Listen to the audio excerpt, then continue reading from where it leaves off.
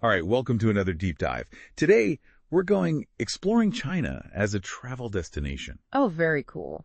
Yeah, it's clear that a lot of you are really fascinated by the prospect of going to China and actually experiencing it firsthand, beyond just like the typical tourist photos and stuff. Right. So we're going to dive deep into this comprehensive travel guide that we got. And we want to pull out some of the most interesting insights. And we want to figure out, why this country is so captivating for travelers and what makes some of its destinations really stand out. Absolutely. And we've got a lot to unpack here. This guide doesn't just talk about the historical sites, which are amazing in themselves, by the way, but it also delves into the diverse landscapes and the vibrant culture that China has. So we're going to be looking at the major cities, the regions, the landmarks, and what makes them, as the guide puts it, must-see destinations. Yeah. Have you ever imagined yourself walking along a structure that's been around for centuries, or being in a city that's just a testament to innovation and how far China has come? Yeah, it's fascinating. That's what this deep dive is going to be about. We're going to try to give you a taste of that. So first things first, why even consider China as a travel destination? Yeah. What are the big selling points according to the guide? Well, the guide really hits you with the history straight off the bat. They're talking about over 5,000 years of recorded history. Yeah, that's a lot of history. It was not just old, it's a continuous story that's been going on for millennia. It's crazy. And what's really amazing is it's not just stuck in the past, It's not just about ruins and museums. You've got this incredible mix of ancient wonders alongside these bustling metropolises, It's like a land of contrasts, as the guide says. Yeah, and looking through the guide, it really does stand out. You've got these instantly recognizable landmarks that we've all seen in pictures, but then right next to it, you've got these serene, beautiful landscapes that are just calling you to slow down and take it all in. Absolutely. And it's not just about seeing the sights, it's about experiencing the culture. This guide, it really emphasizes that deeply rooted heritage, It's about going beyond just a superficial visit and really getting into the traditions, the art forms, the food. The food. Yeah, Chinese cuisine is world famous. And it's not just one type of food either, right? Sure. Every region has its own special dishes and flavors. Exactly. The guide actually talks about it as a journey for your taste buds. You can experience the history of the land and its people through the different flavors and cooking techniques. It's pretty cool. All right, I'm sold on the why. So let's start exploring some of these top destinations that the guide recommends. And the first one that jumps out is Beijing, the heart of China. I mean, that's a pretty powerful title. It is, and it lives up to it. Beijing is packed with iconic sites. I mean, you can't talk about Beijing without mentioning the Great Wall of China. Oh, of course. The Great Wall. It's a UNESCO World Heritage Site, and it's one of the most recognizable structures in the world. But it's more than just a wall. Think about the scale of it, the history. This wall was built over centuries to protect an empire. It's seen it all. It's hard to even imagine the effort that went into building something like that. Yeah. And then you have the Forbidden City. This was the home of the Chinese emperors for centuries.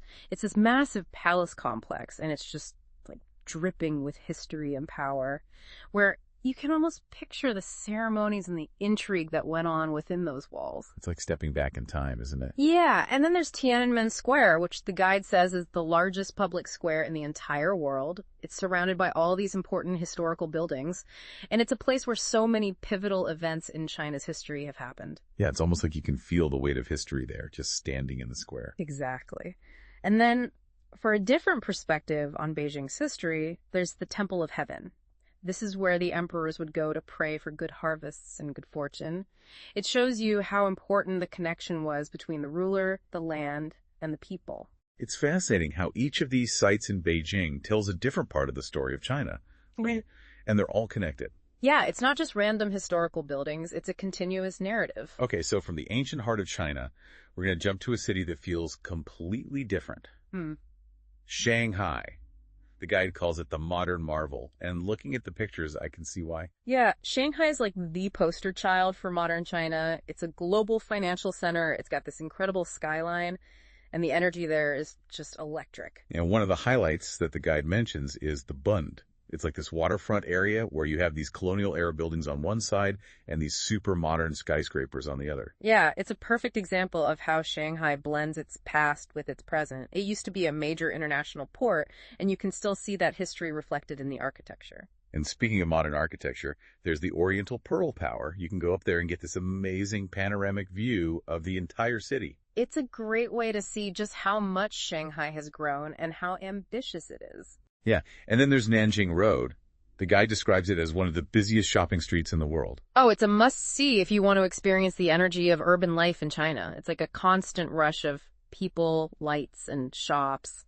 But if you need a break from all that, the guide also recommends Yew Garden, a traditional Chinese garden right in the middle of the city. Yeah, it's like this oasis of calm and beauty. You can escape the noise and the crowds and just relax in nature for a bit. Okay, so we've seen the ancient capital and the modern marvel. Now let's go to a city that's known for something truly unique. Xi'an. The guide calls it home to the Terracotta Army. Xi'an is one of the oldest cities in China, and it's got so much history. But yeah, the Terracotta Army is what really draws people there. I mean, it's just like mind-blowing to think about thousands of life-size statues of warriors and horses all buried with the first emperor of China. It's like an entire army frozen in time. And it's not just the sheer number of statues, it's the detail, the craftsmanship. Each one is unique. Yeah, it's hard to imagine the amount of work that went into creating something like that. It's a testament to the power and ambition of the emperor who commissioned it. But Xi'an isn't just about the Terracotta Army. The guide also talks about the ancient city wall. Yeah, it's one of the best preserved city walls in China, and you can actually walk along the top of it. It's a great way to see the layout of the city and get some amazing views. And for a totally different experience, there's the Muslim Quarter.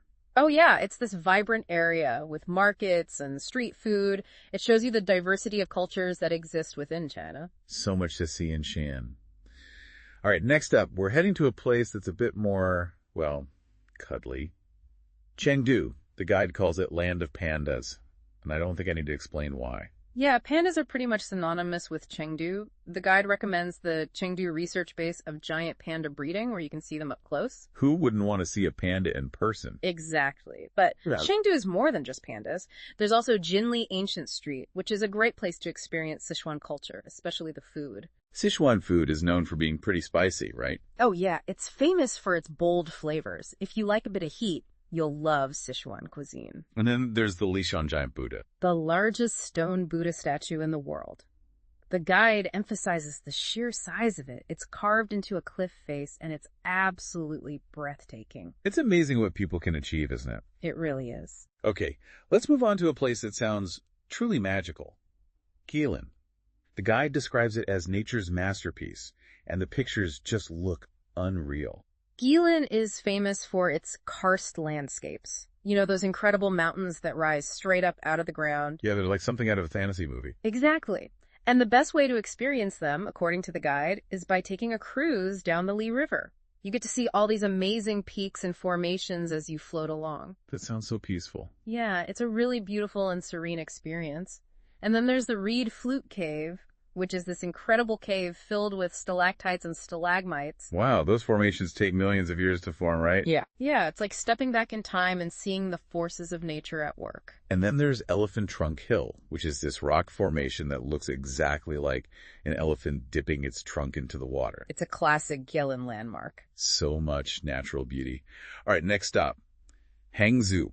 The guide gives it the rather poetic name of the City of Heaven. Hangzhou is known for its beauty and its tranquility. The main attraction is Westlake, which is a UNESCO World Heritage Site. It's surrounded by temples, pagodas, and gardens, and it's just a really beautiful place to spend some time. The pictures make it look so serene. Yeah, it's a great place to relax and soak up the atmosphere. The guide also recommends visiting Lingyin Temple, which is one of the most famous Buddhist temples in China. It's fascinating how important Buddhism is in Chinese culture, isn't it? It's been a major influence for centuries. And then there's the Longjing tea plantations. Yeah, Hangzhou is famous for its tea, especially Longjing green tea. It's considered one of the best in the world. I'm a big tea drinker, so I'd love to see those plantations. Me too. Okay, last, but certainly not least, we have Hong Kong. The guide calls it the Pearl of the Orient. And I think a lot of people have this image of Hong Kong as this dazzling cosmopolitan city. Yeah, Hong Kong is a fascinating blend of East and West. It's a global financial center, but it's also got this rich Chinese heritage. And the views are supposed to be incredible. The guide recommends going up to Victoria Peak. Yeah, you can see the entire skyline from up there. It's especially beautiful at night when all the lights are on. And then there's Disneyland and Ocean Park. Yeah, if you're looking for some entertainment, those are great options. And then there's the Temple Street Night Market. Oh yeah, it's a classic Hong Kong experience. You can find all sorts of things there, from souvenirs to clothes to electronics. And the food is amazing. So we've covered a lot of ground here. It sounds like there's something for everyone in China, no matter what your interests are. Absolutely. Now, let's talk about the best time to visit, because China is a big country with different climates. The guide gives the breakdown by season. Yeah, it does. So spring, from March to May, is a good time to go if you want to see the flowers blooming and enjoy mild weather. Autumn, from September to November, is often considered the best time to visit, with cool temperatures and beautiful fall colors. And what about summer and winter?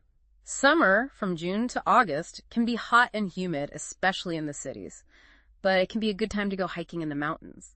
Winter, from December to February, can be very cold in the north, but it's also the time to see the Harbin Ice Festival, which is this amazing festival of ice sculptures. So really, it just depends on your preferences on what you want to see. Yeah, exactly. Now, this guide is provided by FlightNHotels.com, and it also talks about how you can plan your trip using their website. Yeah, they offer a bunch of tools to make planning easier. You can compare flights to major cities in China, find hotel deals, look at travel guides and reviews, and even book transportation within China, like domestic flights, trains, and rental cars.